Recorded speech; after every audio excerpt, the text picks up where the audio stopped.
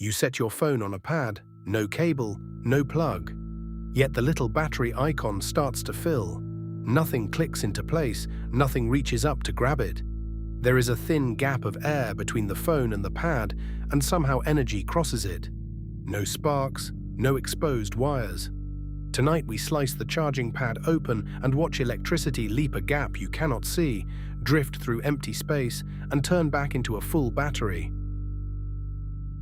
A normal charger needs metal touching metal, a plug pressed into a socket. Here both sides are sealed in smooth plastic and glass. Nothing connects, so slice the pad open. Inside lies a flat spiral of copper wire, wound round and round. Inside the phone sits a second flat coil, almost a twin. These two coils never touch. The whole trick is to send energy from one to the other as an invisible field, instead of a current down a wire. Power arrives at the pad as a steady one-way flow, direct current, what we call DC. But a steady flow makes a still, useless field. So a small circuit chops it up.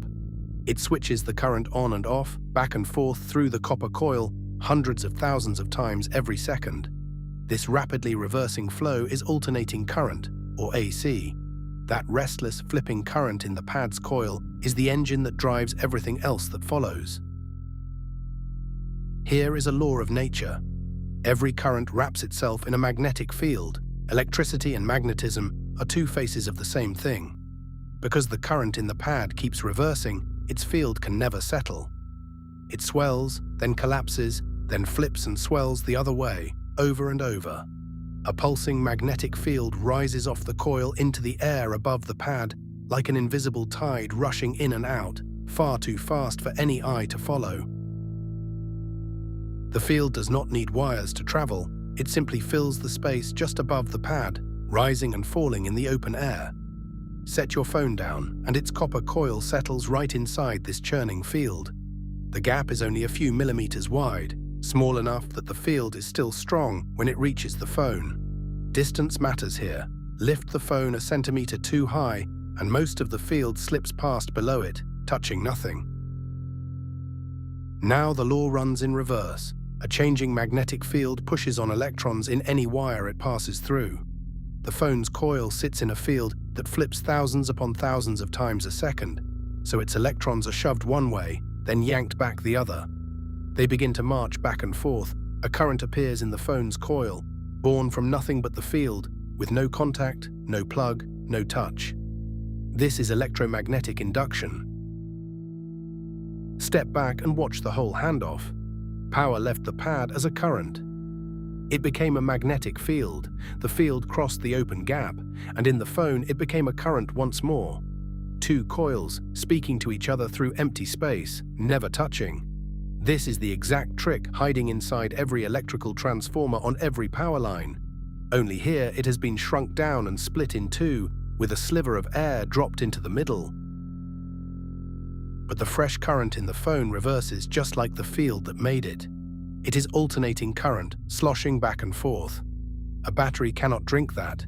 A battery only accepts a steady, one-way flow. So a small circuit called a rectifier steps in. It catches the back and forth current and herds it into a single direction, then smooths the bumps flat. What started as a flipping field is now calm, steady DC, finally ready to pour into the cell. To move real power, and not just a trickle, the two coils are tuned to the same frequency. Think of pushing a child on a swing. Shove at random and little happens. But push at the exact rhythm of the swing, and small nudges build into a soaring arc. When the pad's pulsing matches the natural rhythm of the phone's coil, energy crosses far more efficiently. This matching is called resonance, and it is why pad and phone must share a standard. Before full power flows, the two sides hold a quiet conversation. The phone nudges its own coil in tiny, deliberate ways the pad can feel as faint flickers in the field. Through those flickers it speaks, "I am here. Send a little more. That is plenty. I am full now." The pad listens to every change and adjusts the power it pushes, moment by moment. The whole talk rides on the same field that carries the energy itself. This conversation is also a safety net. Imagine a loose coin left lying on the pad. The field would pour straight into the metal and heat it up, with no phone there to ask for the power. So the pad keeps a careful count, how much energy it sends out, set against how much the phone reports catching. When those two numbers drift apart, the charger knows something wrong is sitting on it, and it simply stops cold. None of this is free. Some energy always escapes as heat instead of crossing the gap, lost in the coils and the air, nudge the phone out of line, or wrap it in a thick case, and less of the field ever reaches the inner coil. That is why wireless charging usually runs warmer and slower than a plain cable, and why your phone quietly wants to rest in the pad's exact sweet spot, dead center. So follow the whole chain one last time. A fast switching current floods the pad's copper coil. That current raises a pulsing magnetic field. The field crosses the gap of air. The phone's coil catches it. Induction stirs a new current to life. A rectifier flattens it into steady DC. Resonance keeps the flow efficient. A silent handshake keeps it safe. 8 quiet steps, repeating thousands of times a second, and slowly, surely, the battery fills. No plug, no spark you can see, just a field, leaping a sliver of air again and again, thousands of times every second while you look away.